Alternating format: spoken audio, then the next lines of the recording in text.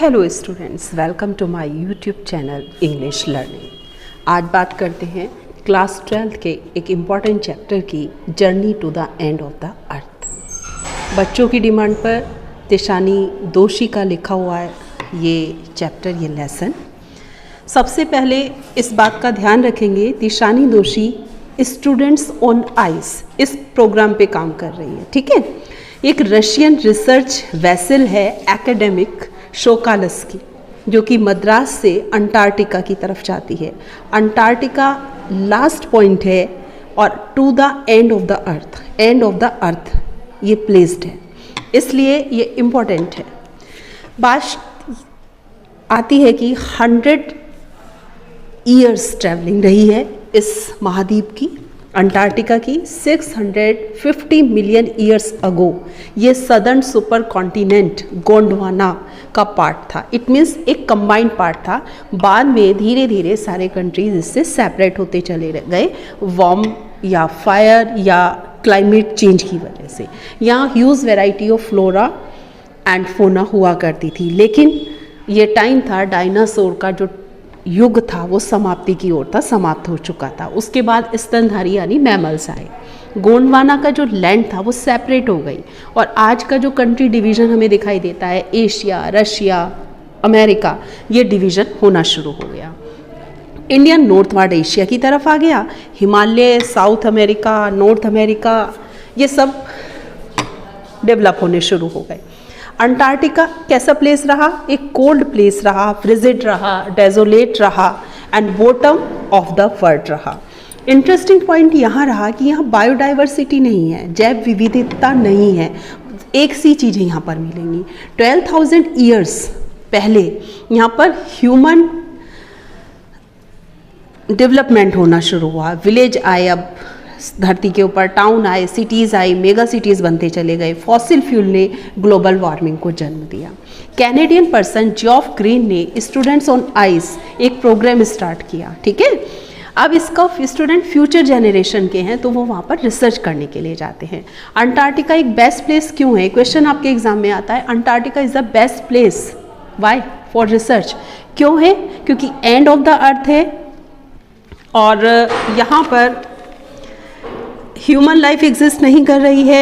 यहाँ पर scientist research के लिए जाते हैं। वर्ल्ड का जियोलॉजिकल हिस्ट्री अंटार्कटिका में ट्रैप्ड है। यहाँ स्टार्टिंग भी है, पास्ट भी है, प्रेजेंट भी है और फ्यूचर भी है। अब आप इस चीज़ को समझने की थोड़ा कोशिश कीजिएगा कि अंटार्कटिका बेस्ट प्लेस, ये क्वेश्चन आता है। सबसे पहले क्वेश्चन आता है वे गोंडवाना क्यों गए, कौन कौन लोग गए, ठीक है। गोंडवाना एक पास्ट का प्लेस आता है, बाद में ये सदर्न सुपर कॉन्टिनेंट हम इसे कह सकते हैं, बाद में ये सेपरेट हो गया, ठीक है।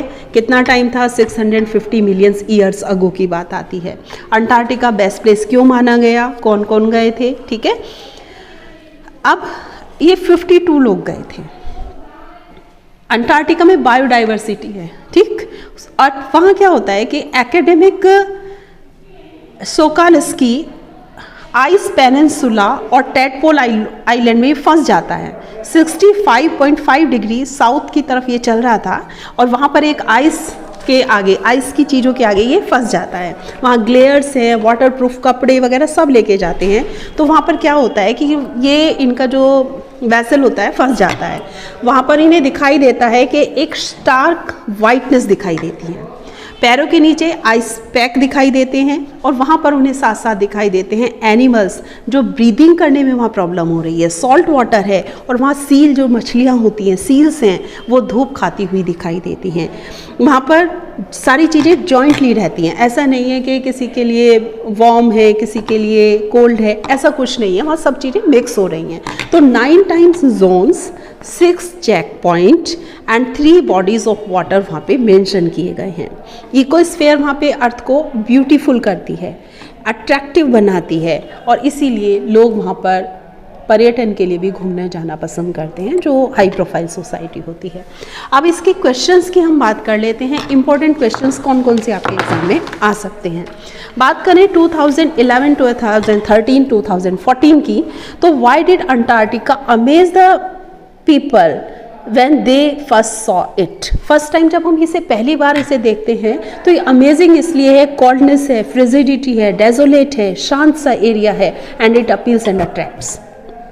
बायोडाइवर्सिटी जैसी चीज़ वहाँ जैव विविधता नहीं दिखाई देती है, all are equal.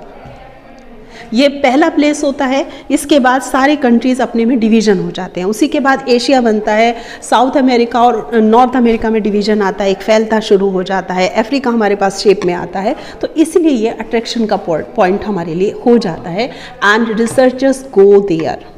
Next question है, why is Antarctica the place to go to if we want to study earth past future और प्रेजेंट। 2017 2015 में आया है, तो ये सीबीएसई बोर्ड के लिए आया है, अभी यूपी बोर्ड में इसी साल से स्टार्ट हुआ है, तो देखते हैं क्या आता है।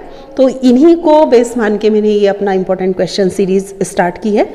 इसका आंसर है कि स्टडी पास्ट इसलिए क्योंकि गोंडवाना सदर्न सुपर कॉन्टिनेंट किस तरह से फॉर्म हुआ था, फ्रिजिड था, ठंडा था, उसके बाद ग्लोबल वार्मिंग, बहुत सारा क्लाइमेट चेंज हुआ, डायनासोर वाला युग खत्म हो चुका था, मैमल्स एस्टेब्लिश होते जा रहे थे, तो किस तरह से ये चीज़ें एस्टेब्लिश हो रही हैं और किस तरह से ये चीज़ें बन रही हैं। फिर हम नेक्स्ट क्वेश्चन पे आते हैं, what do you think is the reason behind the success of the program students of on ice. 2014 और 2016 में आया है। यस, सक्सेसफुल इसलिए रहा, they got what they wanted. वो उन्हें रिसर्च करना था पास्ट का, प्रेजेंट का, फ्यूचर का। फ्यूचर में ये याद रखिए क्वेश्चन आता है, इसी तरह यदि ग्लोबल वार्मिंग रही तो ये मेल्ट होना, ग्लेशियर्स मेल्ट होना शुरू हो जाएंगे और इको प्रॉब्लम हमारे लिए अर्थ पे रहने वालों के लिए प्रॉब्लम हो जाएगी, गर्मी ज़्यादा बढ़ने लगेगी। एक क्वेश्चन आया है, why does Ishani Toshi call her trip Antarctica a journey to the end of the earth? What experience did she have during this expedition? 2016 में भी आया है, 2017 में भी आया है।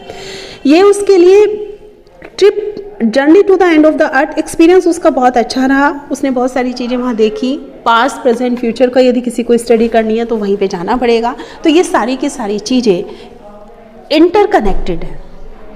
आइसबर्ग में उनका वेसल फंसना, किस तरह से निकलना, 52 लोगों का वाटरप्रूफ कपड़े, ग्लेयर्स, पैक्स वगैरह लेके वहाँ पे जाना, वहाँ पे वाइटनेस दिखाई देना, वाइट सॉल्ट वाटर की जम गया है, उसके नीचे फिश दिखाई दे रही हैं, ट्रांसपेरेंट दिखाई देता है, सील्स हैं, आइस फ्लोर पे भी धूप खाती हुई दिखाई दे रही हैं, और दे आर एन्जॉइंग। वहाँ सब एक ही तरह के लोग रह रहे हैं। ठीक है, व्हाट वाज गोंडवाना, यह आया है 2016 में। गोंडवाना मैंने सब स्टार्टिंग में बताया था कि सदर्न सुपर कॉन्टिनेंट का एक पार्ट होता है, बाद में ये डिवीजन हो जाता है because of climate change, dinosaur वाला एज खत्म होने लगा था, और उसके बाद क्या आता है, mammals, right. Why, next question है, why is increasing the global temperature, क्यों इंक्रीज हो रही है? इसके लिए फ्यूल फॉसिल, हमारा डेली लाइफ स्टाइल, ये सब इम्पॉर्टेंट है हमारे इकोसिस्टम को ख़राब करने के लिए। तो यही इस चैप्टर में है। जिन बच्चों ने मुझसे कहा था कि आप journey to the end of the earth को समझा दीजिए, तो सिंपल सी 3 चीज़ें आप समझने की कोशिश कीजिए। नंबर 1, ये स्टार्टिंग ऑफ अर्थ, हमारी अर्थ है उसका स्टार्टिंग पॉइंट है गोंडवाना। इसे इंग्लिश में सदर्न सुपर कॉन्टिनेंट कहा गया। बाद में क्लाइमेट चेंज, डायनासोर वाला युग ख़त्म होना, global warming and other reasons की वजह से ये सारा डिवीजन आज हमें जो वर्ल्ड मैप दिखाई देता है, बिकॉज ऑफ दैट दिखाई देता है। ये सेकंड क्वेश्चन है। Third question, Madras to Antarctica एक ट्रिप जाया जाता है जिसमें 52 लोग होते हैं।